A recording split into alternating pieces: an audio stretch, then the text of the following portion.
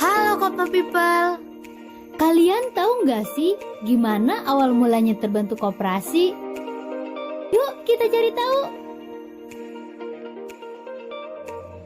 Pada tahun 1771 sampai 1858, gerakan koperasi di dunia digagas oleh Robert Owen. Ia menerapkannya pertama kali pada usaha pemintalan kapas di Skotlandia. Kemudian, gerakan koperasi ini dikembangkan lagi oleh William King dengan mendirikan toko koperasi di Inggris. Pada pertengahan abad ke-18, kemajuan teknologi dan pengetahuan telah mengubah dunia. Kaum kapitalis atau pemilik modal, mereka memanfaatkan penemuan baru tersebut untuk memperkaya dirinya dan melahirkan kemelaratan bagi masyarakat yang ekonominya lemah. Mereka terdorong oleh penderitaan dan beban ekonomi yang sama. Mereka pun mempersatukan diri dengan mendirikan sebuah koperasi. Nah, pada akhirnya, koperasi berkembang di negara-negara Eropa seperti Inggris, Prancis, Jerman, Denmark, dan Swedia. Pada tahun 1844, Koperasi Rochdale merupakan koperasi pertama di Inggris. Koperasi ini berkembang sangat pesat, sampai pada tahun 1852 sudah mencapai 100 koperasi konsumen. Nah, tokoh penggeraknya adalah Charles Howard. Ada 3 tokoh yang mempelopori koperasi di Prancis.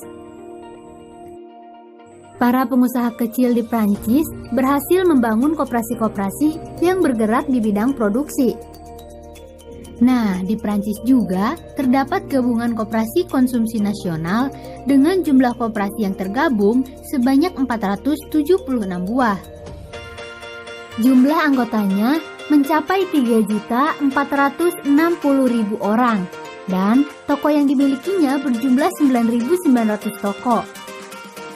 Sekitar tahun 1848, saat Inggris dan Prancis telah mencapai kemajuannya, muncullah 2 tokoh yang mempelopori koperasi simpan pinjam di Jerman. Akhirnya, Raiffeisen dapat mendirikan koperasi dengan pedoman kerja. 1. Anggota wajib menyimpan sejumlah uang. 2. Uang simpanan boleh dikeluarkan sebagai pinjaman dengan membayar bunga. 3. Usaha koperasi mula-mula dibatasi pada desa setempat. 4. Pengurusan koperasi diselenggarakan oleh anggota yang dipilih tanpa mendapatkan upah. 5. Keuntungan yang diperoleh digunakan untuk membantu kesejahteraan masyarakat.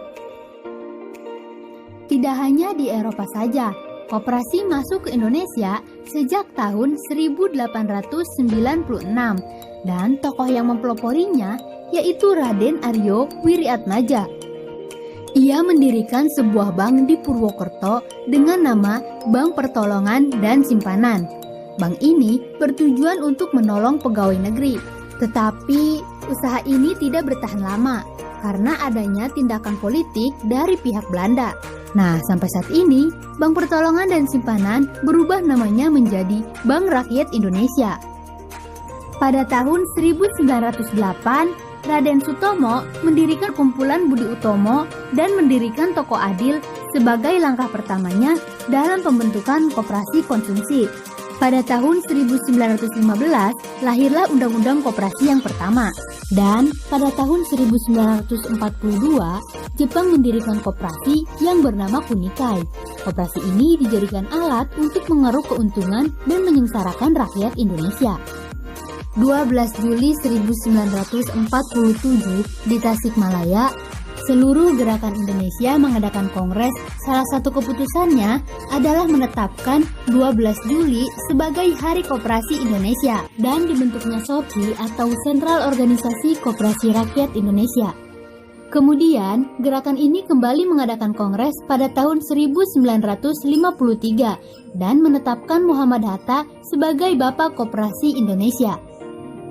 Nah, pada masa Orde Baru sampai sekarang ini, tentu saja banyak perkembangan koperasi di Indonesia. Di antaranya, Pada tanggal 18 Desember 1967, Presiden Soeharto mengesahkan Undang-Undang Koperasi Nomor 12 tahun 1967. Pada tahun 1969, disahkannya badan hukum terhadap Badan Kesatuan Gerkopin. Kemudian pada tahun 1970, Gerkopin dibubarkan dan sebagai penggantinya dibentuk Dewan Koperasi Indonesia. Dan pada tahun 1992 disahkan Undang-Undang Nomor 25 Tahun 1992 tentang perkoperasian. Undang-undang ini merupakan landasan yang kokoh bagi koperasi Indonesia. Masuk tahun 2000 hingga sekarang, perkembangan koperasi di Indonesia cenderung jalan di tempat. Nah, ini dia tugas kita untuk memajukan koperasi Indonesia.